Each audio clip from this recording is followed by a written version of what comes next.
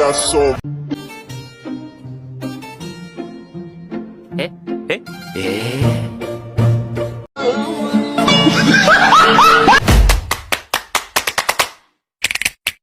motherfucking design on right now. A few moments later. Assalamualaikum warahmatullahi wabarakatuh. Hai guys, kembali lagi dengan saya Selina Santika dari PGMI 3C. Di sini saya akan memaparkan materi ketiga dari kurikulum dan pembelajaran mengenai komponen-komponen pengembangan kurikulum.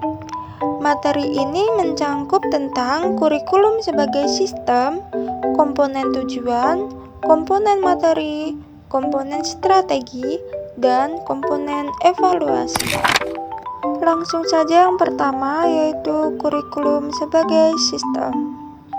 Sistem berasal dari bahasa Latin yaitu sistema dan bahasa Yunani yaitu sistema, adalah suatu kesatuan yang terdiri komponen atau elemen yang dihubungkan bersama untuk memudahkan aliran informasi, materi, atau energi untuk mencapai suatu tujuan.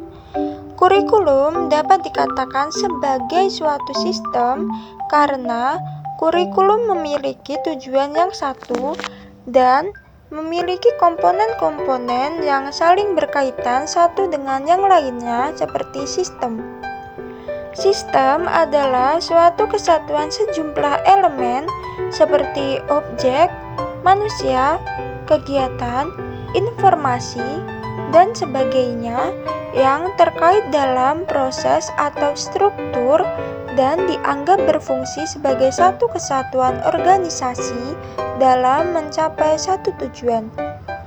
Jika pengertian tersebut dipadukan, maka dapat dikatakan bahwa kurikulum merupakan suatu sistem karena ada sejumlah komponen dalam terbentuknya kurikulum yang saling berkaitan dan terikat, serta memiliki tujuan yang utuh. Kedua, mengenai komponen tujuan. Tujuan dalam kurikulum suatu sekolah telah terkandung tujuan-tujuan pendidikan yang ingin dicapai melalui sekolah yang bersangkutan. Ada dua jenis tujuan yang terkandung dalam kurikulum, yakni yang pertama yaitu tujuan yang ingin dicapai secara keseluruhan. Selaku lembaga pendidikan, kepala sekolah mempunyai tujuan yang ingin dicapai. Tujuan-tujuan tersebut biasanya digambarkan dalam bentuk pengetahuan, keterampilan, dan yang kita harapkan dimiliki murid setelah mereka menyelesaikan seluruh program dari lembaga sekolah tersebut. Tujuan dari sekolah kita namakan sebagai tujuan institusional atau tujuan lembaga. Misalnya, tujuan SD, tujuan SMP, tujuan SMA, dan sebagainya. Atas dasar inilah kemudian ditetapkan bidang-bidang studi atau bidang-bidang pengajaran yang akan diajarkan pada sekolah yang bersangkutan. Yang kedua yaitu tujuan yang ingin dicapai setiap bidang studi. Tujuan ini juga digambarkan dalam bentuk pengetahuan, keterampilan, dan sikap yang kita harapkan dimiliki murid setelah mereka mempelajari suatu bidang studi tertentu dari lembaga sekolah tertentu. Pembahasan yang ketiga mengenai komponen materi. Komponen materi atau isi adalah segala sesuatu yang diberikan kepada anak didik dalam kegiatan belajar mengajar dalam rangka mencapai tujuan. Isi kurikulum meliputi jenis-jenis bidang studi yang diajarkan dan isi program masing-masing bidang studi tersebut. Bidang-bidang studi tersebut disesuaikan dengan jenis, jenjang, maupun jalur pendidikan yang ada. Isi atau materi kurikulum hakikatnya adalah semua kegiatan dan pengalaman yang dikembangkan dan disusun untuk mencapai tujuan pendidikan. Keempat, pembahasan mengenai komponen strategi.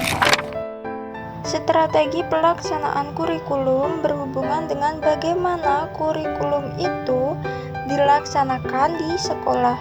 Kurikulum merupakan rencana, ide, harapan yang harus diwujudkan secara nyata di sekolah, sehingga mampu mengantarkan anak didik mencapai tujuan pendidikan. Kurikulum yang baik akan mencapai hasil yang maksimal jika pelaksanaannya menghasilkan sesuatu yang baik bagi anak didik.